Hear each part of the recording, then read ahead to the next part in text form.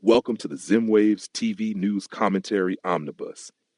This is your one-stop destination for all the in-depth discussions, sharp insights, and bold perspectives from our commentary slots throughout the week. From Monday to Saturday, we tackle the stories that matter most, stories that shape Zimbabwe, Africa, and the world. As we revisit these impactful commentaries, don't forget to support Zimwaves TV by hitting that subscribe button and turning on notifications so you never miss a beat. Now, let's dive into this week's roundup of thought-provoking commentary. Sit back, relax, and enjoy. One nation, one dream, let's build it together.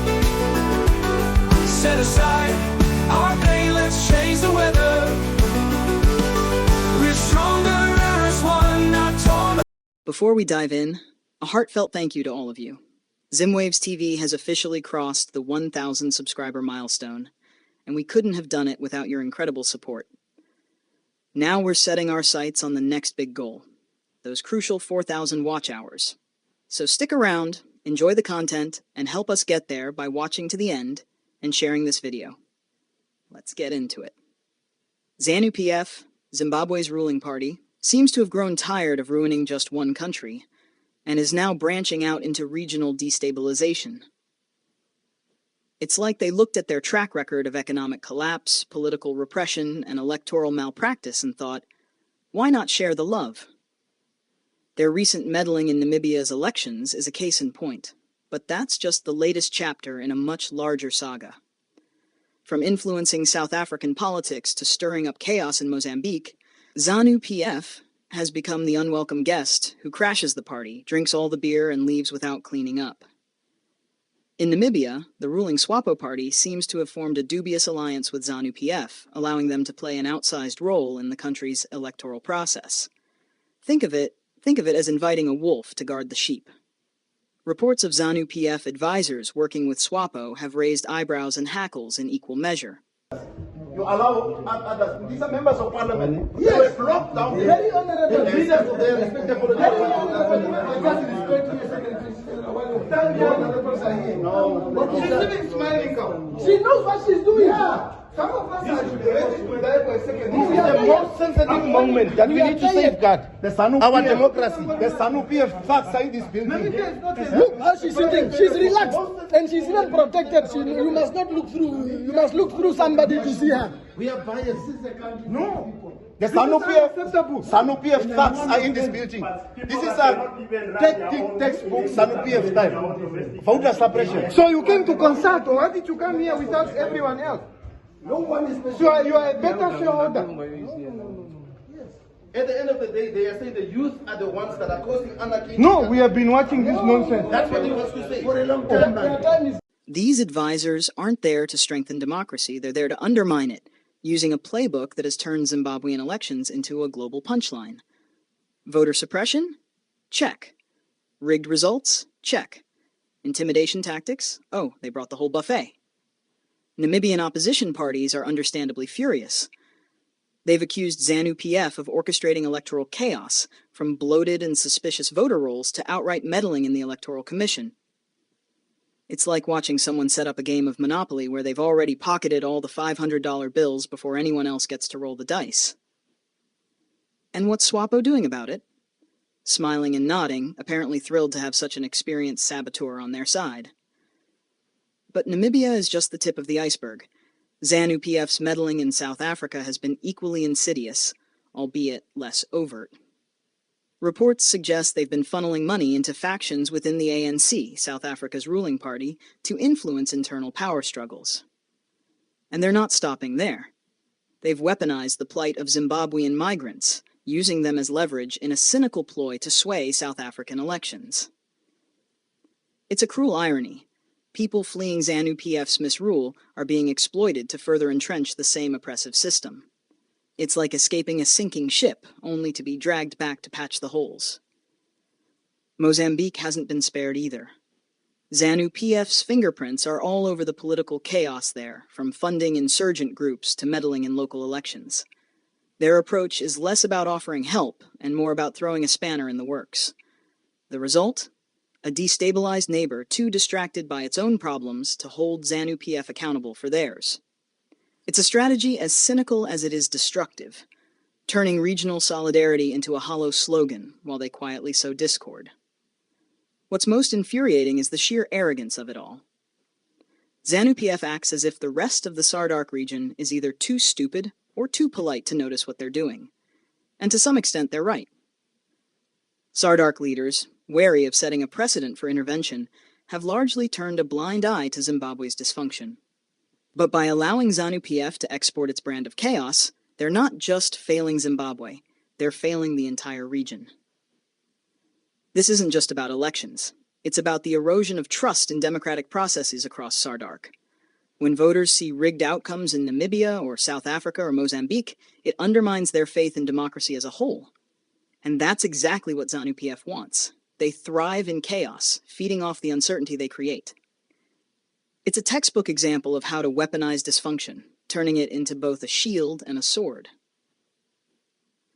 But let's not pretend Zanu-PF is some Machiavellian genius pulling off a master plan. Their actions reek of desperation. They're not exporting chaos because they're strong. They're doing it because they're weak. Their grip on power at home is slipping, and they're lashing out in every direction, hoping to distract from their own failures. It's the political equivalent of a drowning man pulling everyone else underwater with him. And yet, for all their bluster, Zanu-PF's antics are as laughable as they are infuriating. Watching them meddle in Namibia's elections is like watching a magician botch every trick but still insist on a standing ovation. Their interference in South Africa and Mozambique, a comedy of errors with tragic consequences.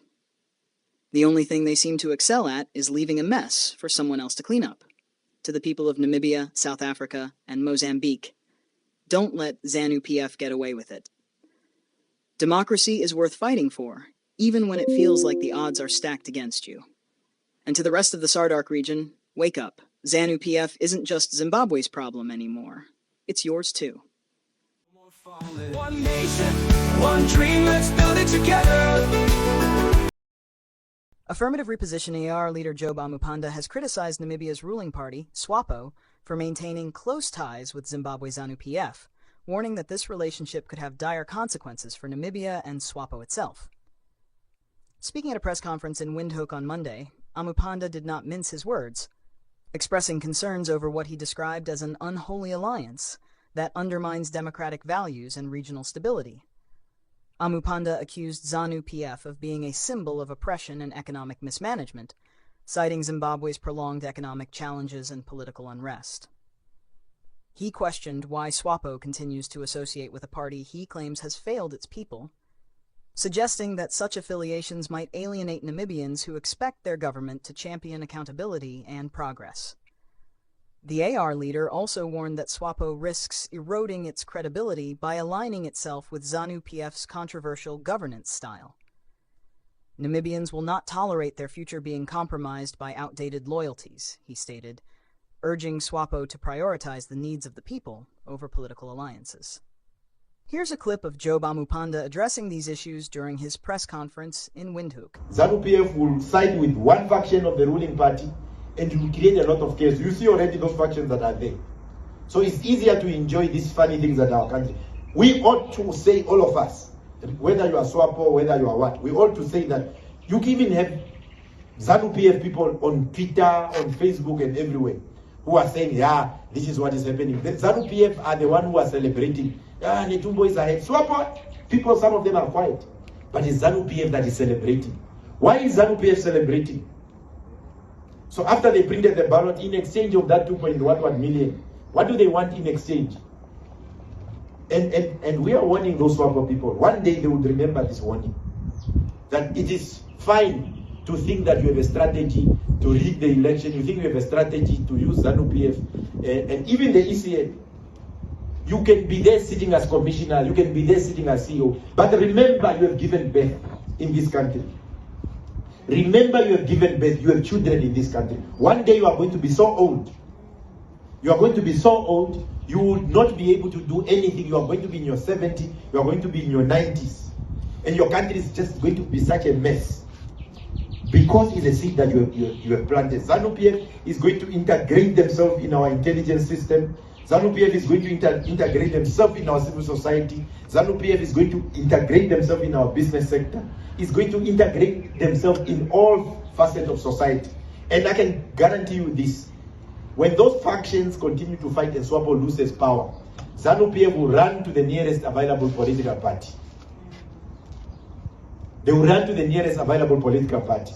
That is why, even in South Africa, Zanu-PF began, when there was those xenophobic attacks, Zanu-PF began supporting certain political parties in South Africa.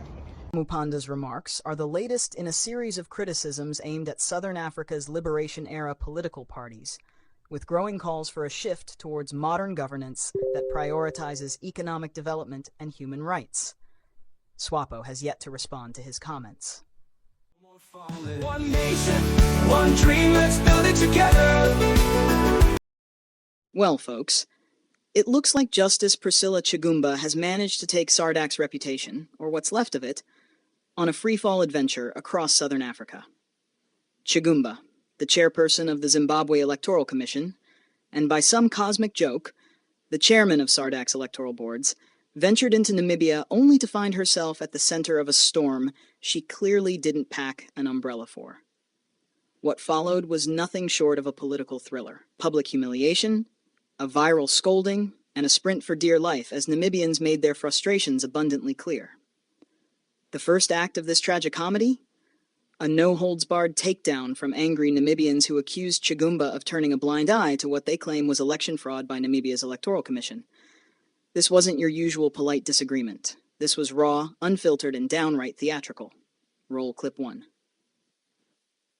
Namibians schooling Chigumba on Democracy 101.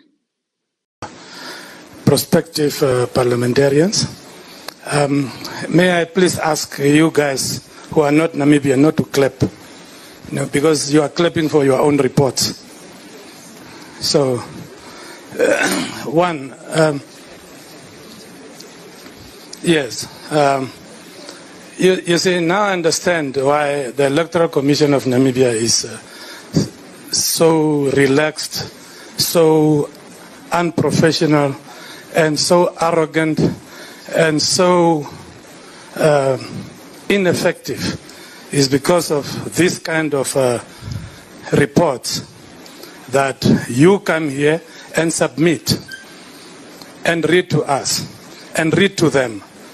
That's why they make the same mistakes that they make 5 years ago, by your own admission. Because you come here and glorify them, tell us that they are very professional. How do they then improve if they are already glorified? It's your mistakes. You must not come here and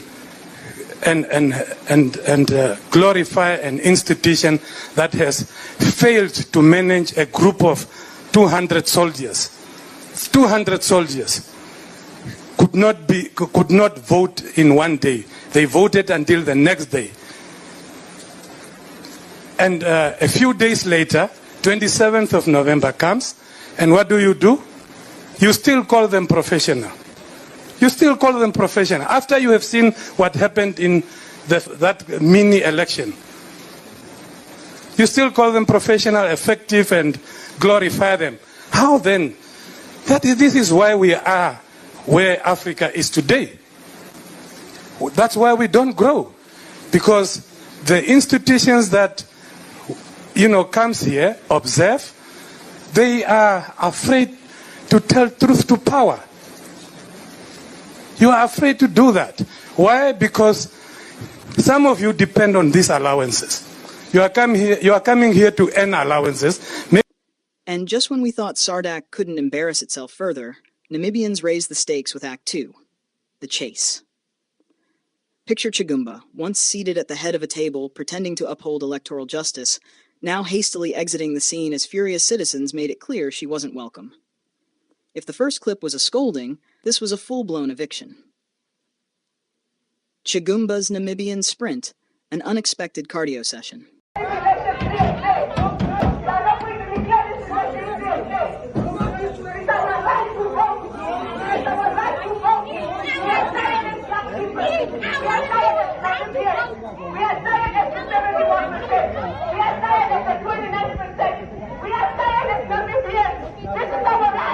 The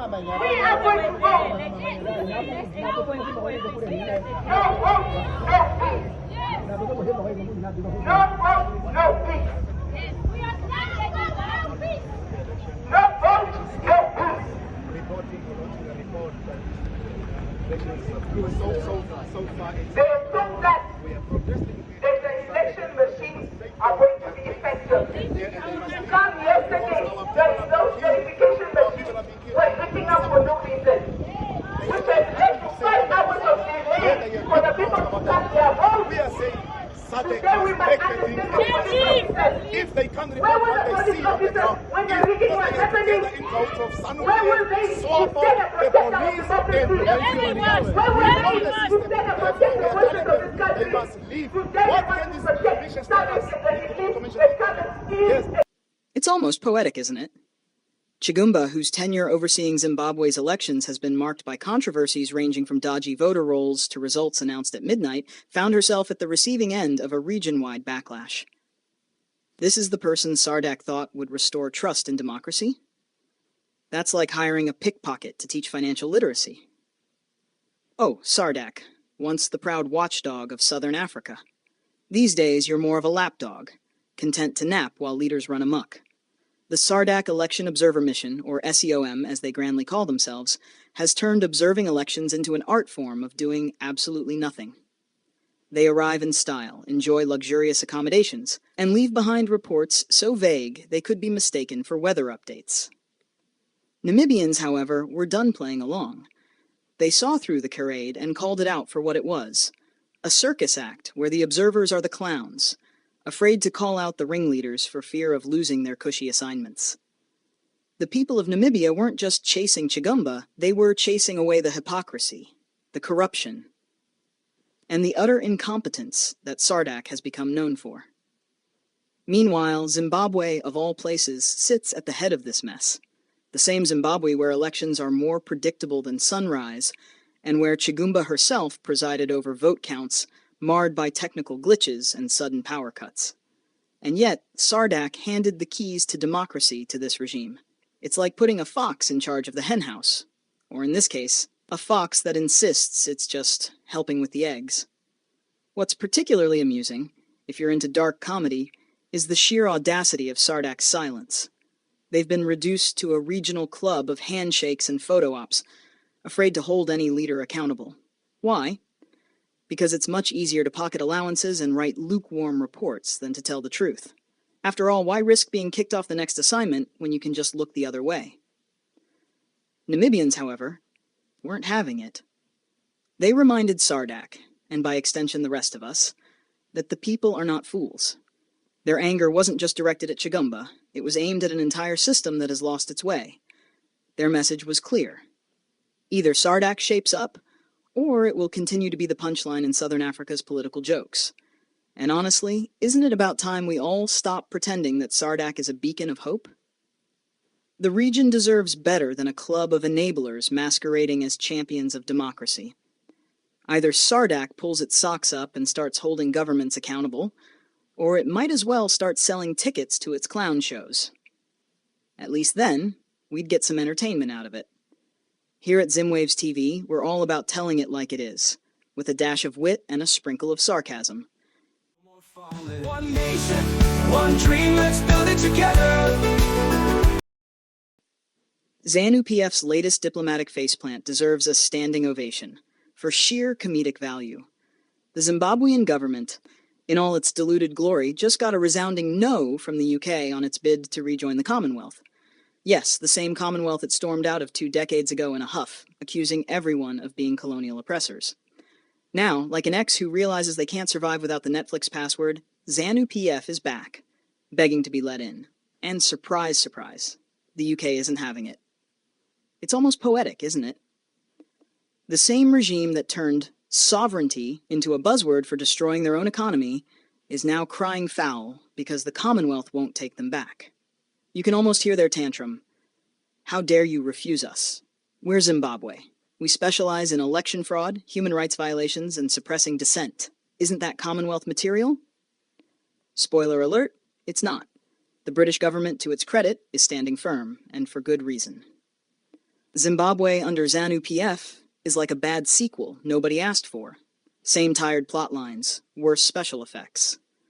The rigged elections, the persecution of opposition leaders, the media blackout during crises.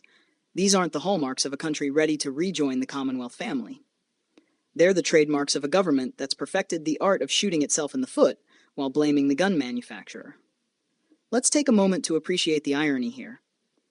Zanu-PF, the same party that shouted from the rooftops about how leaving the Commonwealth was a glorious act of defiance against neocolonialism, is now doing everything short of sending flowers and chocolates to be allowed back in. What's changed? Oh, right. Everything. The economy is in shambles, international respect is a distant memory, and the party's desperation to appear legitimate is now painfully obvious. But let's not kid ourselves. This isn't about the Commonwealth's values or principles. Zanu-PF doesn't care about democracy, human rights, or the rule of law. If they did, they wouldn't be running a country where journalists are treated like criminals, elections are more predictable than reruns, and citizens are punished for daring to demand accountability. No, this is about appearances. Zanu-PF wants that shiny Commonwealth badge to convince the world they're a functioning government, not the clown car they've become. And what about the UK's response?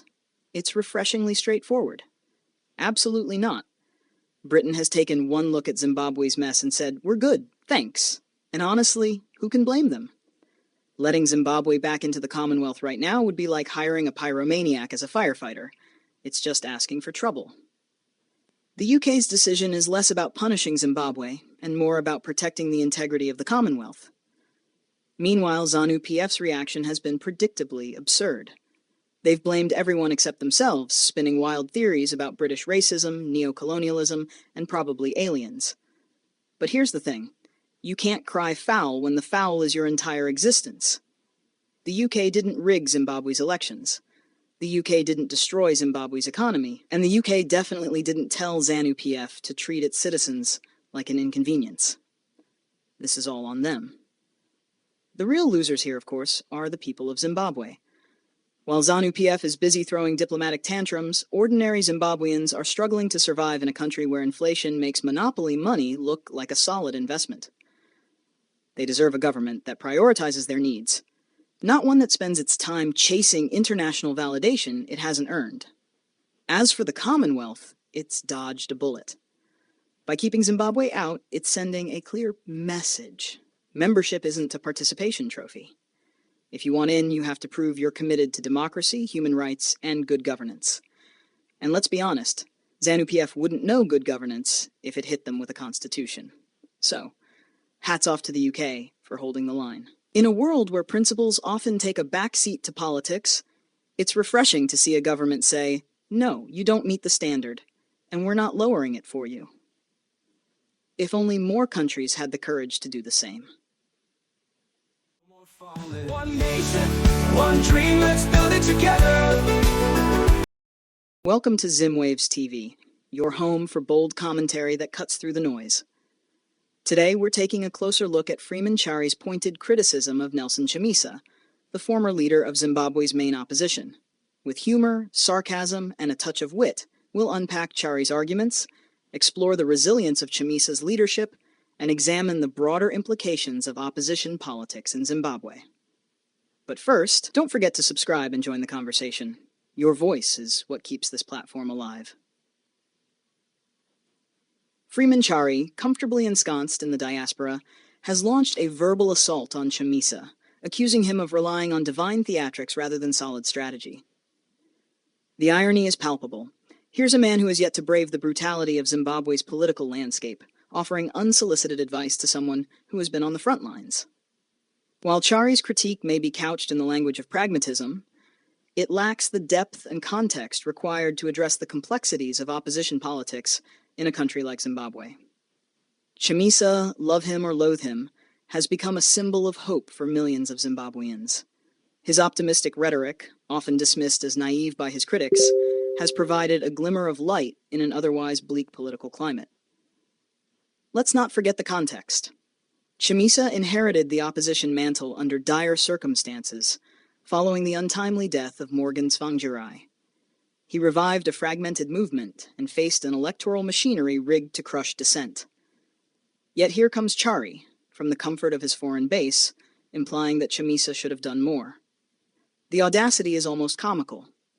Leadership, as Chamisa has demonstrated, is not about perfection. It's about persistence. His spiritual approach may not resonate with everyone, but it's a rallying point for a nation starved of hope. Chari's critique, on the other hand, feels more like a performance than a serious engagement with the issues at hand.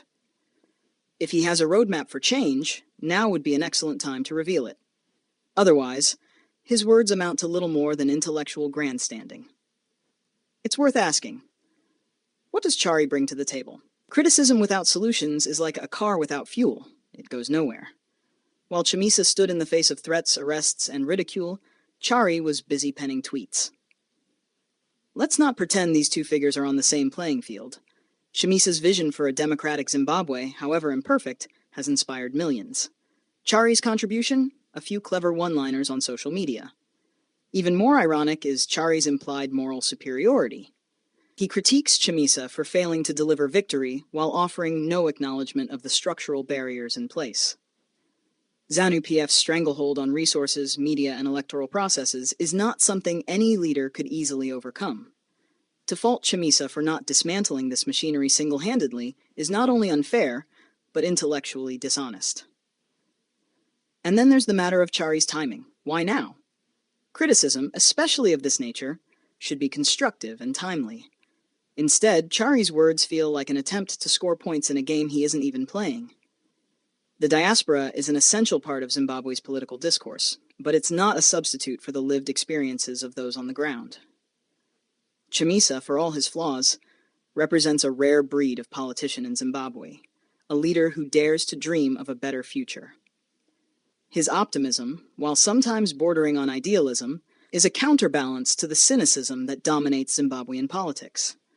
To dismiss him as a failure is to ignore the very real impact he has had on the national psyche.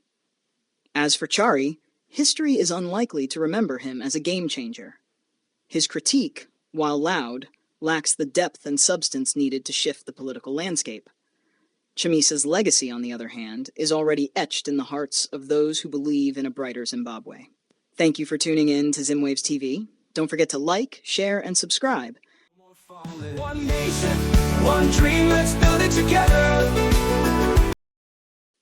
Ladies and gentlemen, welcome to another sharp and critical edition of political commentary on Zimwaves TV. Don't forget to subscribe to our channel for incisive takes on Zimbabwean politics, African affairs, and more. Now, let's delve into today's burning issue.